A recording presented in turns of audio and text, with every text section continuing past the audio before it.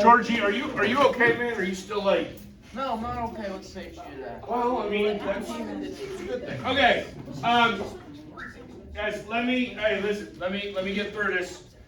Since this is the last actual day of lecture, we ended with sort of the Bush doctrine yesterday. This is where we left off. Just a couple of points that I want to highlight as far as the Bush doctrine goes. Right, this is sort of an extenuation of a post-World War II policy that the United States is sort of the leader of the free world. Right.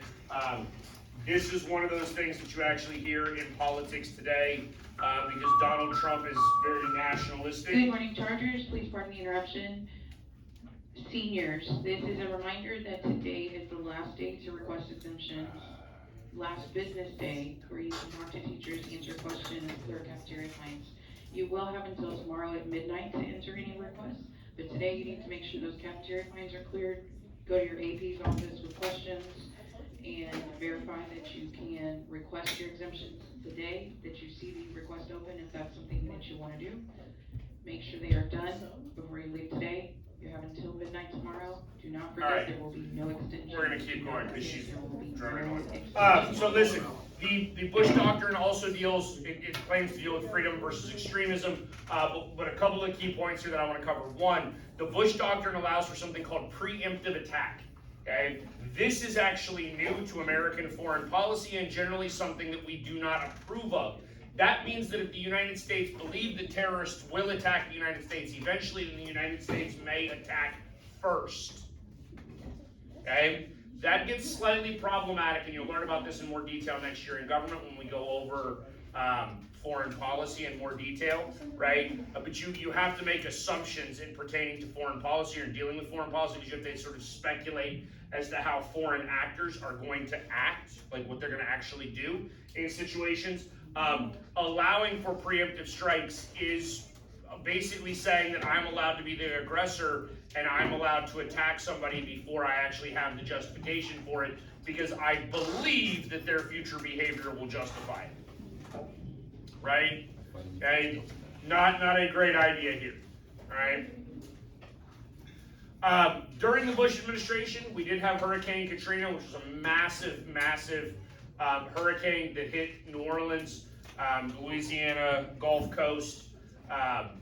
Massive flooding. I only bring this up for a couple of points. One, it's another sort of black mark on Bush's presidency as he was deemed to be ill-prepared to deal with this national emergency. FEMA didn't get there fast enough for a lot of people. But two, I want to make sure we understand this. In the event, anybody been to New Orleans? I love New Orleans, like my second favorite place to go in the United States. Right? First. Oh, Vegas. Oh. I mean, look, I used to pay my rent playing poker. Right, like, yeah. So, but like New Orleans is awesome, and I was actually in New Orleans, ironically enough, for a poker tournament the following spring after Katrina hit, and there was still like debris all over Bourbon Street, which is the main sort of touristy area of New Orleans. Okay, but in the event that you ever like decide that you really love sort of Creole Cajun culture and you want to go move to Louisiana, just understand that New Orleans was built below sea level next to the sea, and that's stupid, right? Well, it's a huge port because it's basically where the Mississippi River opens up into the Gulf of Mexico, and I don't know. Y'all know this? Y'all know that the United States has like more navigable rivers than like any other country in the world? Y'all know what that means? We can travel through by river. Yes, like so we're literally to a point now where you can go from like New Orleans to New York City via boat, not getting into the ocean. Yeah, I don't like the ocean.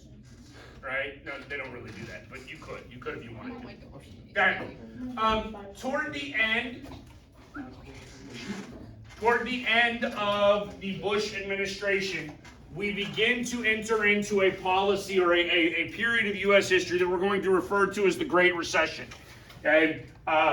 I'm gonna be honest with you, like, I mean, obviously I lived through this. I was actually in college. I was finishing up my undergraduate degree when the Great Recession was sort of at its peak. It is not, this is just my personal opinion, I wouldn't test you on this, it's not as bad as the stagflation of the 70s. Okay, it's not as bad as the economic downturn of the 70s. We call it the Great Recession because we're arrogant. I'm gonna be honest with you, like, we just were like, oh, it was so bad for us. Like, no, there were not shortages of things, right? Yes, we had an economic downturn. Also, just so we're crystal clear, the Great Recession lasts for like 18 months. Dude, stop it. It's not that bad. Okay, you can deal with something for 18 months. Okay. Now, I do want to point out a couple of things so that we're clear as to sort of what the Great Recession was, why the Great Recession happened, and what the impact or the importance is of the Great Recession. So first, we had the housing bubble in the United States. Housing is a significant problem in America, was and still is. Okay. In fact, housing is supposed to be sort of great and ideal because housing is a way to actually build what would be called intergenerational wealth, right, or generational wealth. Like, this is just free advice, okay? Free advice, not related to this course. Take it or leave it. Buy a house someday. Own a house. It's a lot of work, right? Stuff breaks on your house. Couple of points. One, buy a crappy house first that you can learn on, right? Where you can like learn how to like lay tile or do stuff like that, and if you mess it up, oh well, because your house was crappy to begin with. Doesn't really matter, right? Okay, but listen, building or buying a house, right, is something that is an excellent future investment generationally because houses increase in value relatively significantly, right? In fact, one of the reasons that I'm currently selling my house is because just in the last 2 years, the price of my home has gone up about $120,000, okay, in 2 years. Yeah, like that means in 2 years I'm gonna make $120,000, right? That's pretty much my salary for 2 years. Like, that's how good of an investment this is. Okay. What happens, okay, is as home prices are rising at a level in which people cannot compete with, a couple of things occurred. Stop. Pay attention. Okay. A couple of things occurred in the mid-2000s. Okay. First, we had banks that began to give subprime mortgages. Okay. A subprime mortgage is basically a loan to somebody that they knew good and damn well could not pay the loan off. Right? That becomes wildly problematic for other people, okay? For a couple of reasons. One, we had banks that were providing these loans, right? They would then get like 1 or 2 payments on the loan, and then they would sell the loan off to the government, knowing that the person would eventually default on the loan, and then who's holding the bag? The government, meaning the taxpayers. Okay? Right. Additionally, as you give more and more people loans, right, that increases the monetary supply. Now that's really a conversation for an economics class, but monetary supply, right, simply means how much money is in circulation. And that is an economic issue. The more money in circulation, the higher you have inflation. Okay? Specifically in this case, you end up in a situation where you have significant inflation of home prices. And so back in 2006, which for my poor brother's sake was like literally the worst time ever to buy a house. My brother bought a house in California, also one of the worst places to ever buy a house, right? Brother bought a house in California. It was about 3 times the size of this room. He paid $650,000 for it. Okay? All right?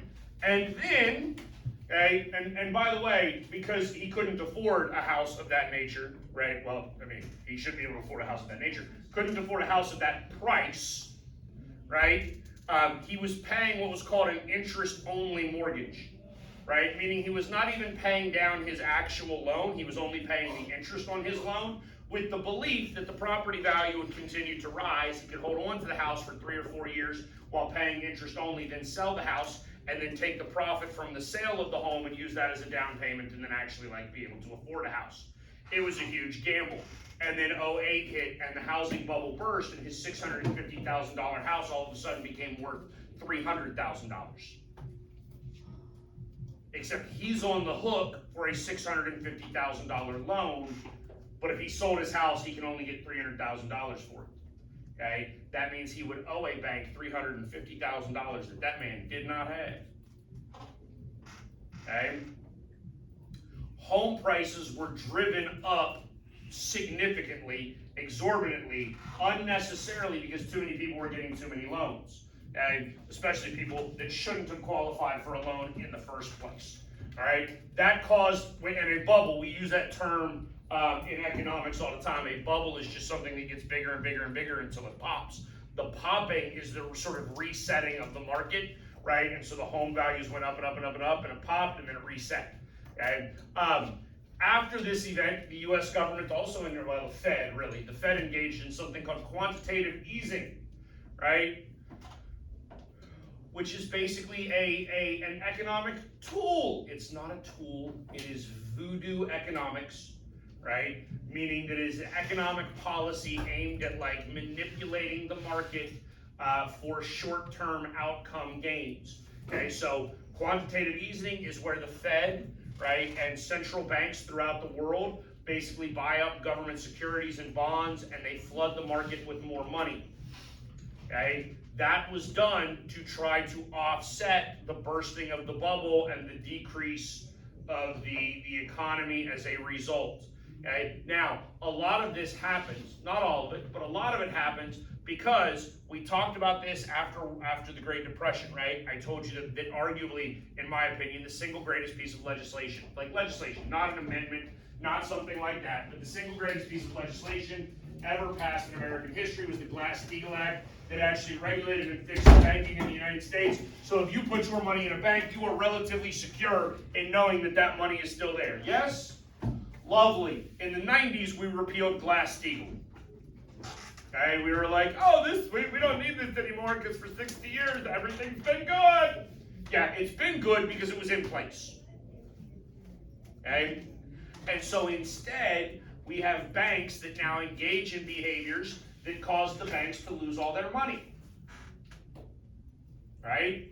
And so guess what happens when the banks lose all their money? You're damn right they took my money. The United States government took my tax dollars and gave it to the banking industry. George Bush went, oh, the banks are too big to fail. No, they're not. If you run a company and you are a moron and you run that company into the ground, that company should cease to exist and you should be out of a job. But instead, we gave $700 billion in tax dollars to bail out the banking industry under the Bush administration. Right? Now, I need you to understand. Is it in here? It'll be in here. It'll be in here eventually. Okay? Listen to me. Like, first of all, Bush, not that great a president. Really wasn't. Really wasn't. Right? $700 billion to bail out the banking industry. And then we elected Barack Obama, and guess what he immediately did? Spent a crap ton of money to bail out the auto industry in the United States.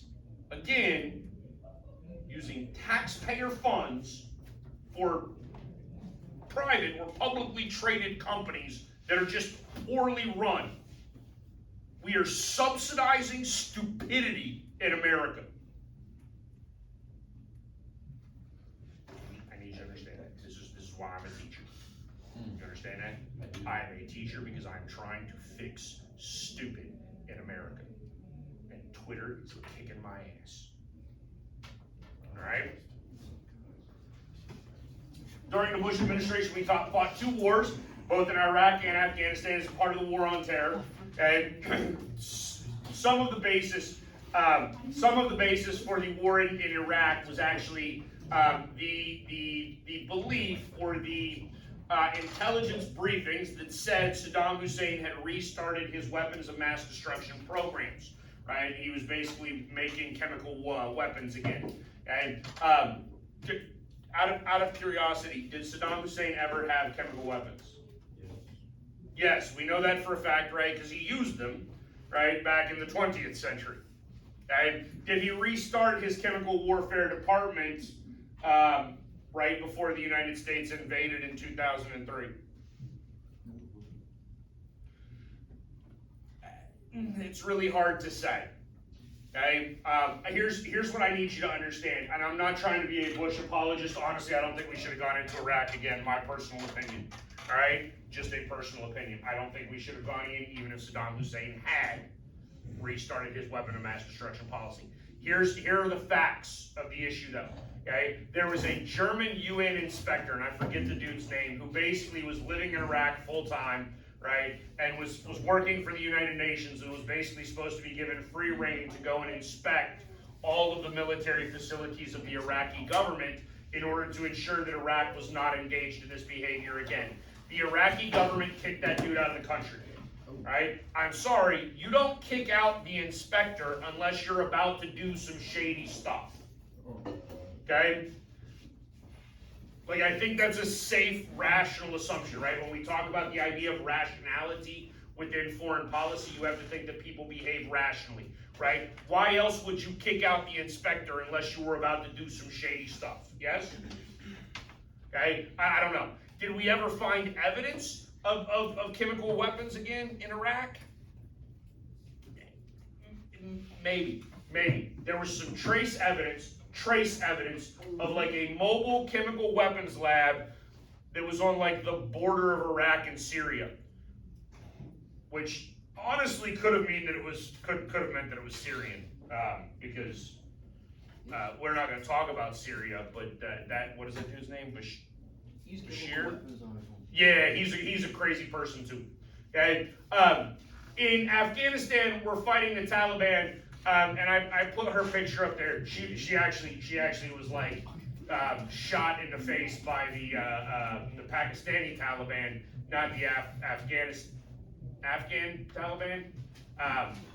But basically, like she was shot by a different Taliban group because the poor little child. By the way, she was like 14 when she was shot because she wanted to go to school. That's it. She just wanted education. And was shot.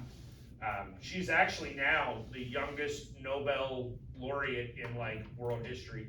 She won like a Nobel prize, I think in literature. Poet laureate, maybe it was poetry. I don't remember. But yeah, awesome. Okay, this brings us to 2008 and the election of Barack Obama. Here are some of the things that you ought to understand about the election of Barack Obama. One, wildly significant because obviously it's the first time in American history we elected a non-white dude as president of the United States, right? Really, it's like the third, fourth time in American history we've elected a non-old white dude as president of the United States, right?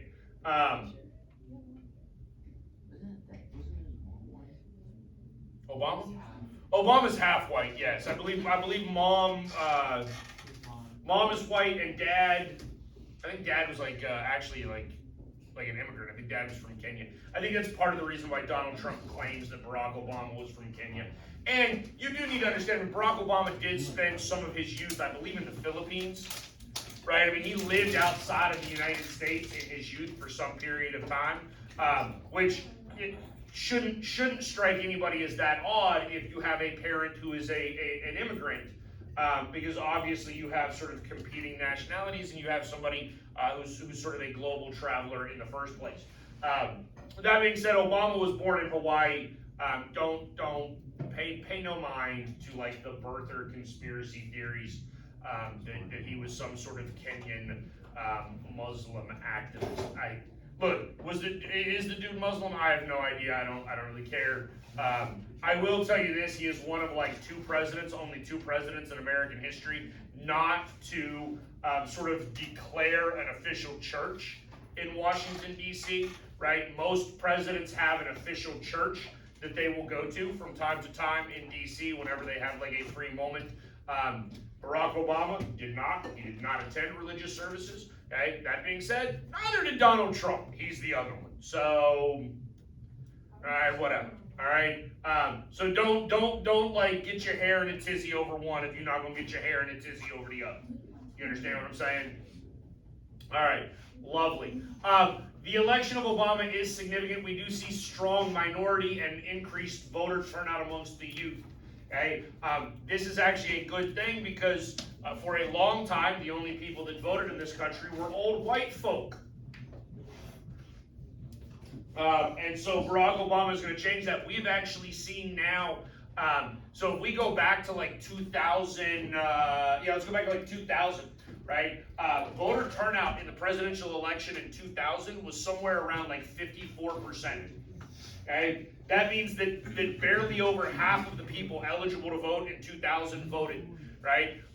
In part because of Barack Obama and probably in part because of Donald Trump and the media today, we are now getting voter turnout at like 67% in the United States. So voter turnout is increasing drastically in America. And we'll talk about that in way more detail next year in government class. Okay? In addition to the election of Barack Obama, we also find ourselves, well, we don't, because we don't get to pick the Speaker of the House. That's chosen internally within Congress, right? But Congress is also going to make history as they elect the first female Speaker of the House. That is Nancy Pelosi. She is a Democrat from San Francisco. Pelosi, obviously, in order to be Speaker of the House, you have to have been in the House for quite some time because you need to have some sort of like leadership role. She was the minority leader in the House during the Bush administration when the Republicans were controlling Congress. Okay? There was at one point a little push amongst Democrats to try to impeach Bush for lying about Iraqi weapons of mass destruction. And Pelosi basically killed that, okay, for political reasons. She didn't want an impeachment sort of sidetracked circus show, which I bring up because I think it's ironic now, because now that's what impeachment has become, right? I mean, we'll talk about that. Okay? The biggest thing that comes out of domestically that comes out of Obama's administration is Obamacare, right? So this is the actual name of this is the Affordable Care Act. Please do not be one of those idiots that we see on like the Jimmy Kimmel show, right? Where they go out onto the streets and they find like idiot rednecks and they're like, "What do you think about Obamacare?" And they're like, "I hate it. That Obama is terrible." Right? And then like, what do you think about the Affordable Care Act? "I love it, man. I got my insurance." They're the same thing. Okay? And yes, sadly, there's all kinds of videos you can find online of people doing that exact thing right there. Okay? It is aimed at massively changing healthcare in the United States. Okay?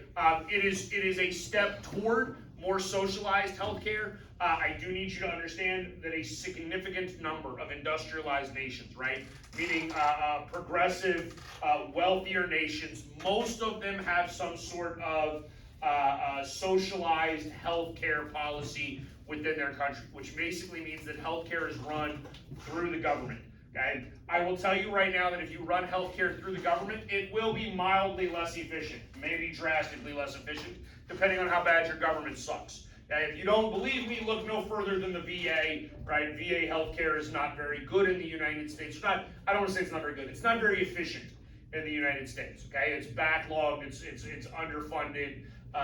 Not great. Okay? That being said, VA insurance is significant, or VA healthcare is significantly cheaper for the individual because it's controlled by the government.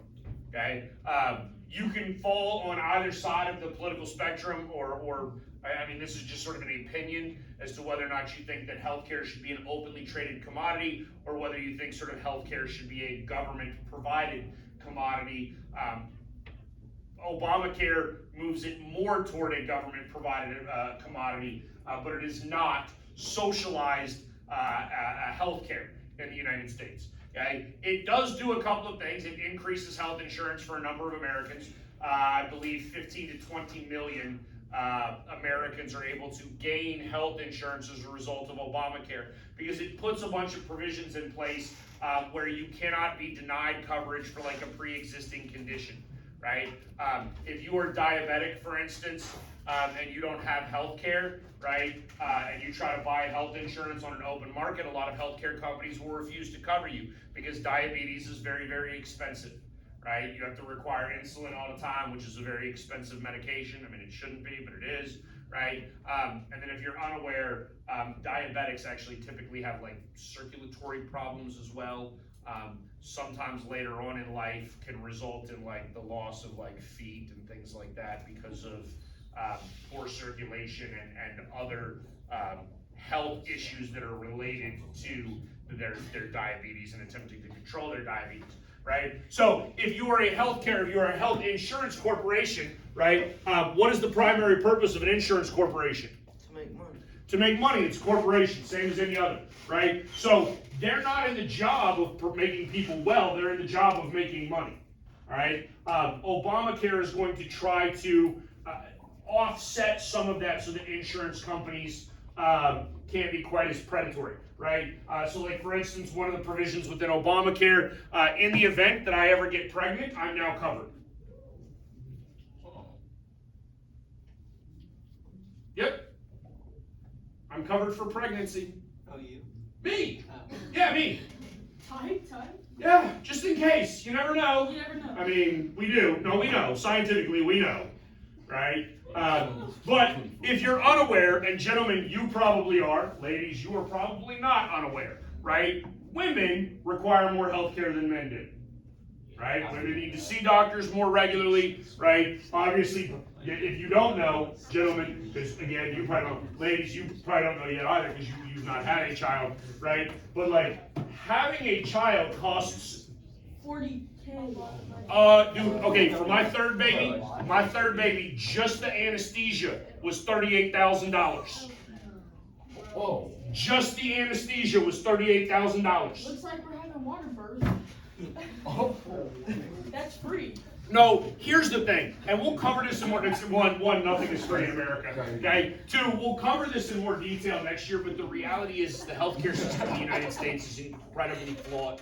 Right. Right now, if you got sick and you go to Walmart and you're like, wait, let's say you have strep throat and you need penicillin. Right. You know how much penicillin costs? $18. It's not even that much. Right. It's probably like $8 or $10 for a prescription of penicillin if you have health insurance. Right. If you were to walk up to the pharmacy at Walmart and be like, hey, here's a prescription for penicillin, I don't have insurance. How much does the penicillin cost you? Like 180. $4. What? Less?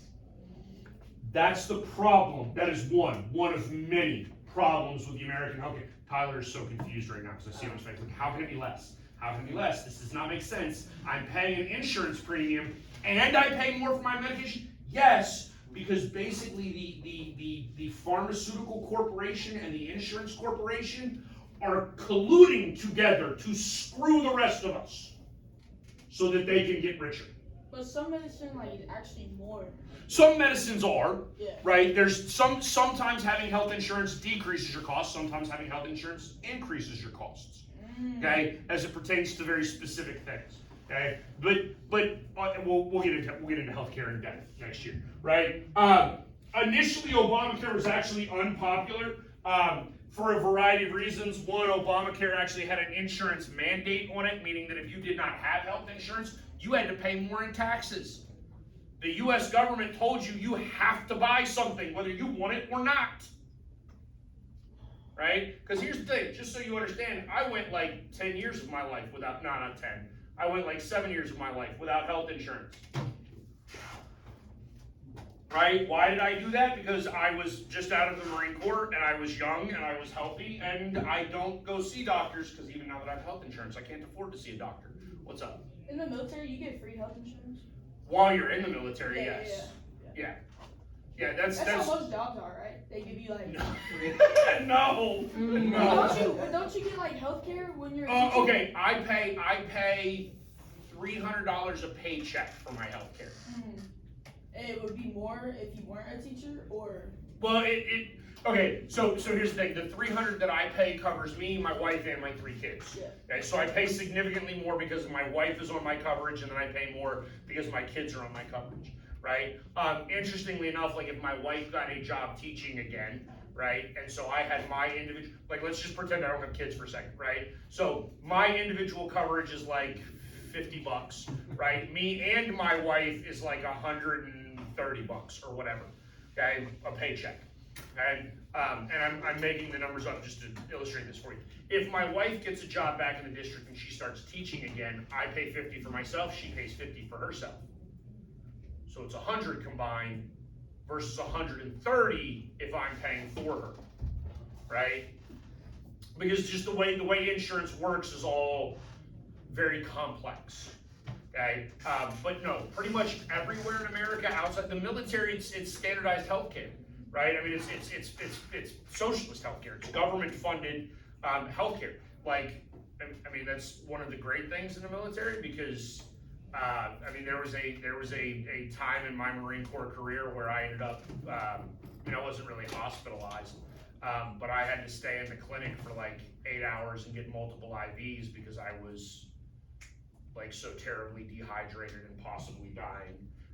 And all that's free. You just have to, the downside to the military, you have to give them 24 hours notice before you get the flu. Okay, not related to this class at all. So if you have people that join the military and then they're like, I don't like being in the military, so they pretend to be sick every morning, and they used to go to what was called sick call, where they would just show up to the clinic in the morning and be like, I'm sick, right? And then they would sit around all morning and like not do anything productive until they finally got seen. And then like the doctor at the clinic would be like, yeah, you're not sick, dude, go back to your unit. And so then the Marine Corps, in order to get rid of that, was like, you have to have an appointment for sick call. So literally I woke up one morning and had like 103 fever and like my throat was practically swollen shut and I couldn't eat or drink, right? And they were like, you can come tomorrow morning. And so by the time I showed up tomorrow morning, like they had to put me in a back room and like they actually ended up having to put anybody in here in like medical classes? Right, like usually, IVs go into your arm here, right? My veins were so like dehydrated and tiny, and it was love these people, but I was at Camp Johnson, North Carolina, where they train Navy corpsmen, right? So like, it was like 19-year-old Navy people who were like learning how to give people IVs for the first time, and I've got like no veins, and so they're just like, nope. Finally, they had to bring in like the trainer, like the E8, and they had to put it into the back of my hand because that was the only way. Yeah, terrible. Oh wait, I have one more question. Sorry. Okay, no, that's all right. If you get, But we'll ask your question quickly because you might care about this. oh, if you. No, because you were asking about the 14th Amendment earlier. I'm not making judgments. I know. I was gonna ask if you get injured in the military, like let's say you like get shot and like Yeah, you get disability. You get disability for life. Okay. Right? Fun fact, if you actually get pregnant in the military and you have a C-section, you get disability for that because it's a scar. Don't ask. Did you really just say all you have to do is get shot? Yes, all you have to do is get shot. No. Oh, you get disability for a wide variety of things. Honestly, I probably should have applied for this. I'd probably get like 30% disability. I have hearing loss in Good 1 year. morning, Chargers. We're about to start our lockdown drill. When we do that, Dude, he said we will move away from sites, maintain silence phones and devices, and do not open the door. Teacher, recover students from hallway. Lock interior doors. They should be locked. We all have to go like stand on top of each other in that corner. Maintain silence and do not open Hold on, you guys. I will walk this area through the rest of this. Okay, look.